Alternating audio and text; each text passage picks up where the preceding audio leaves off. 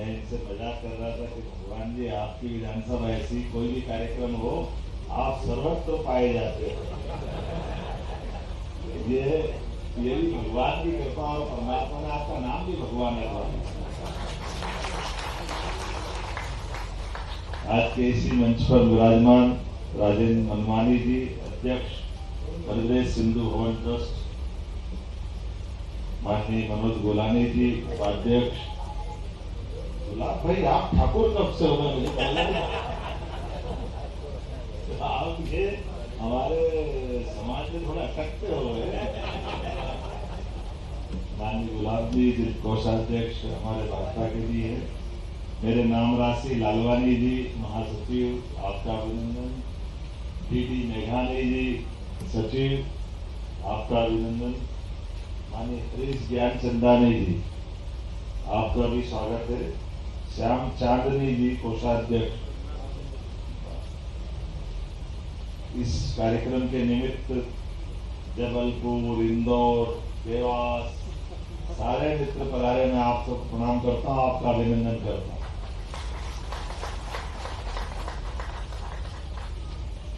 जब मैं सिंधु समाज में बात करता हूं, सिंधी समाज में बात करता हूं, तो मैं अपने आप में गौरवान्वित हो जाता हूं। अपने लिए परमात्मा की दया से इस देश की सभ्यता जिस सिंधु घाटी सभ्यता से जुड़ती, जब मानव सभ्यता की बात करते हैं तो वो सिंधु घाटी सभ्यता उस समय के अवशेष हमारे लिए पूरे देश और समाज को गौरवान्वित करते हैं। और ऐसे में सम्राट जाहिर सेन जिनने पहली बार आज ये कश्मीर के अंदर जिस प्रकार का पहलगांव के अंदर कत्लेआम हुआ और ये जो घटना घटी है, मुझे इस बात का मन में पीड़ा तो है, आप हम सब समान हैं कि ये जो शासन की व्यवस्थाओं के बलबूते पर राजा जाहिर सेन ने भी अरब के आक्रमणों को वर्षों तक रोक के रखा।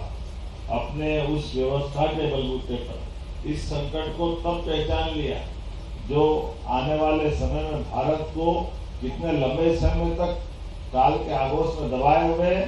मुझे इस बात का अब फक्र है कि हमारे बीच यशस्वी प्रधानमंत्री राजा जाहिर सेन के मामले को लेकर आगे जा रहे हैं, जिसके बलबूते पर देश के दुश्मनों से जिस प्रकार से राजा जाहिर सेन ने मुकाबला किया, हेमू कालानी ने अपने आप का बलिदान किया, संत कंवरराम जी की जिंदगी हमारे सामने है।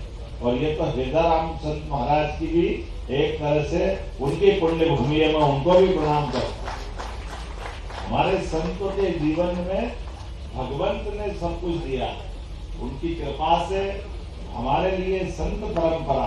कई बार हमारे दुश्मनों से अगर झगड़ा है तो झगड़ा क्या है? झगड़ा कुछ नहीं, केवल हमारे जो मूल सिद्धांत जो जियो और जीनो दो में विश्वास करते, जो चीटी मात्र से प्रेम करते, जीव दया ट्रस्ट हृदयराम जी ने बनाया। हम तो प्रकृति से प्रेमी हैं। आज बताइए, हम पे जल से लेकर के जमीन तक जितने प्रकार के प्राणी, उन प्राणियों में सब में परमात्मा देख करके उनको हमने पूजने की संस्कृति देखी। हमने कभी किसी से किसी बात का विरोध नहीं रखा। कोई बात नहीं, आपके देवता ऐसे, आपको भी प्रणाम कर ले, लेकिन हमको तो हमारे करने दो भाई, हमारे देवता से क्या बिगाड़ा।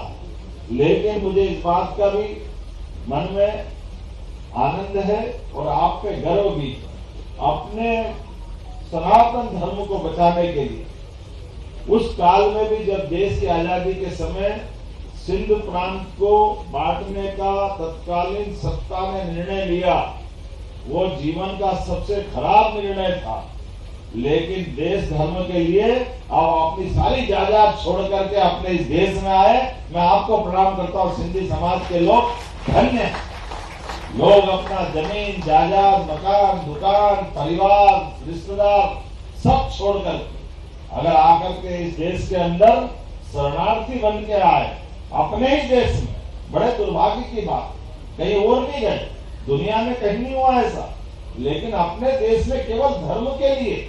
लेकिन उस समय के सत्ताधीशों को शर्म नहीं आई, उनने प्रबंधन नहीं किए, समय पे नहीं बोला, पता नहीं कितने प्रकार के झूठ के भरोसे से आखिरी दौर में हमारे लोग समझे कि देश का बंटवारा कभी हो सकता था।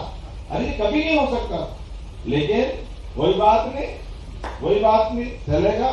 हमारे लोगों ने वापस पुरुषार्थ पराक्रम से वापस आग में बाग लगा के दिखाया।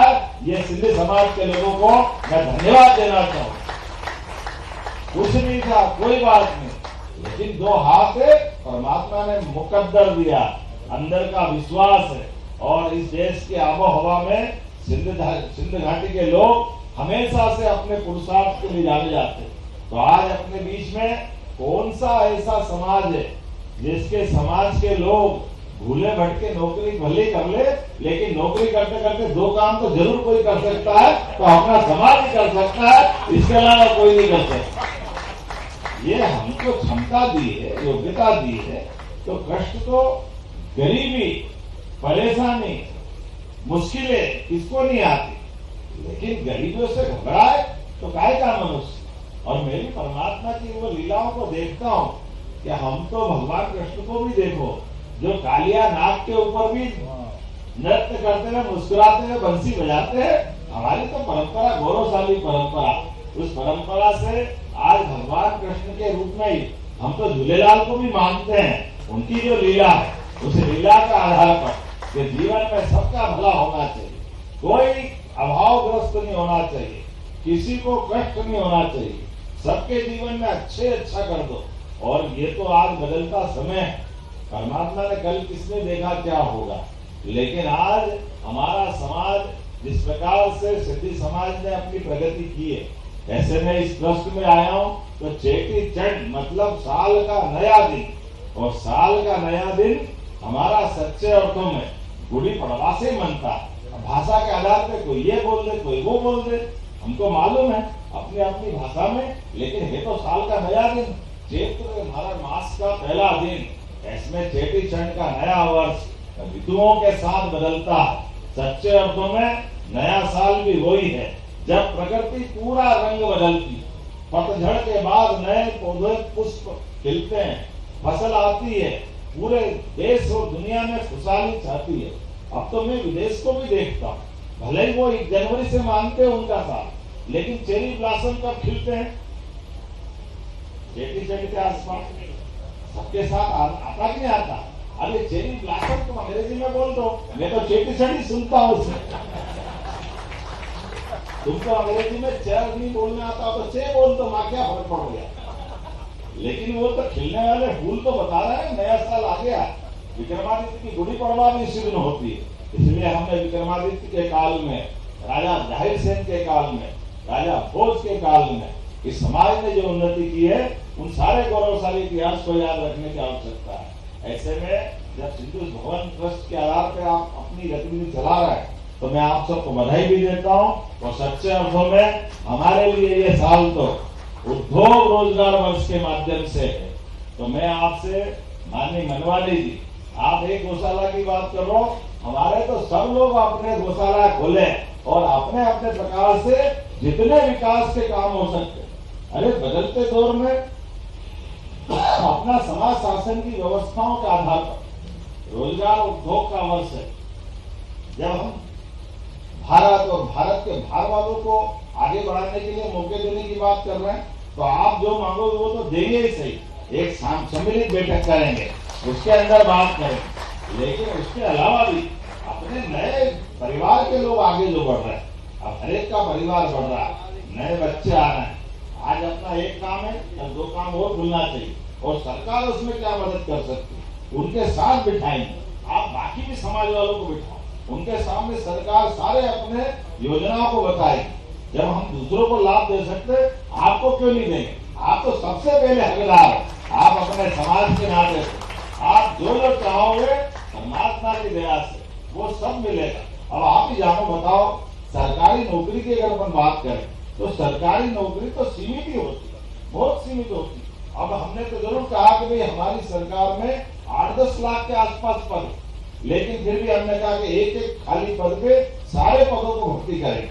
इसलिए सरकार में बैठने के बाद ही 1 लाख पद की भरने की बात कही, लेकिन सरकारी से बात नहीं बने।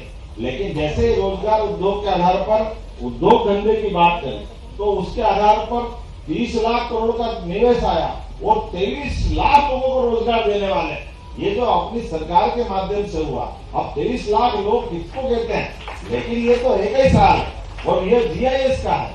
आज यहाँ से भी जाकर के IT सेक्टर में जाकर के अपने सारे मित्रों के साथ, IT का मतलब क्या है, अब आप बताओ, अपने से कई सारे लोगों को बताना पड़ेगा।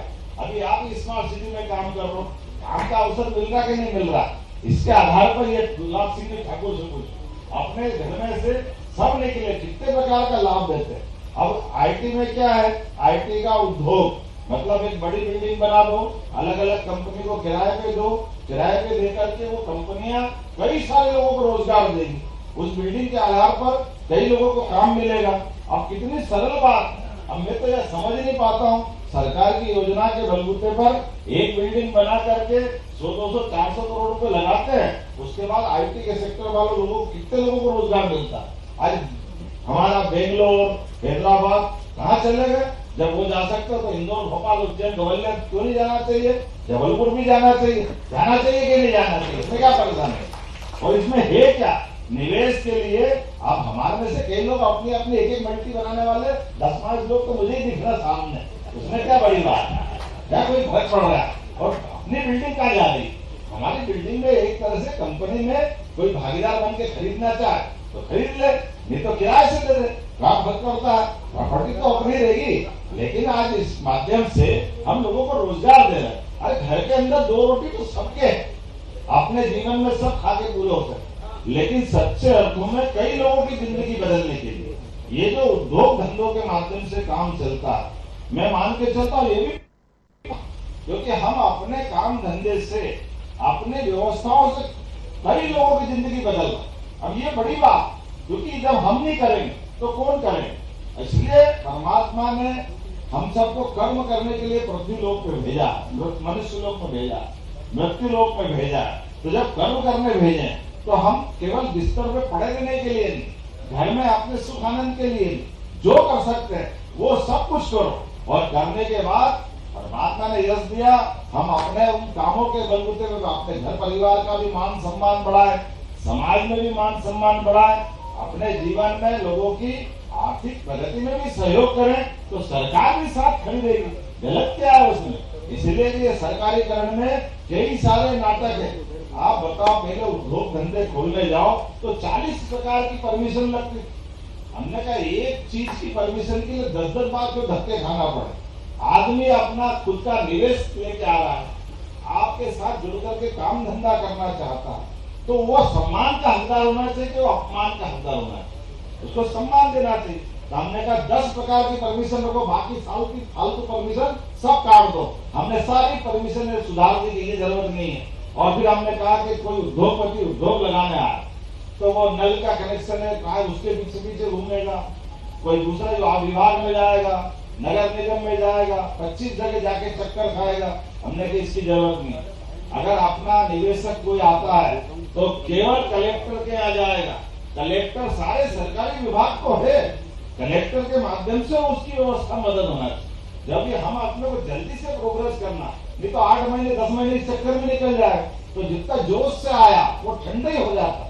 आप बताओ, ये उसके बीच में सुव्यवस्था होना चाहिए। जब हम विक्रमादित्य की बात करते, रायसेन की बात करते, भोज की बात करते, तो ये व्यवस्थाओं में सुधार होना चाहिए कि नहीं होना चाहिए। हमने सब सुधार कर दिया कि आओ आप आज काम करना चाहो, 2 महीने 3 महीने आपकी फैक्ट्री तैयार करो, धूमधाम से आगे बढ़ो, इसमें कोई परेशानी नहीं। और उससे आगे बढ़ करके अपने बीच जो रोजगार पर उद्योग लगाएगा, आज के इस दौर में उद्योग धंधों में नई नई मशीन ले आते हैं, नई मशीनों के बलबूते पे जो काम धंधा करना चाहे वो बड़े लोग हैं, अच्छी बात है वो भी करें, लेकिन जो छोटे लोग हैं जो कई लोगों को रोजगार दिला रहे हैं।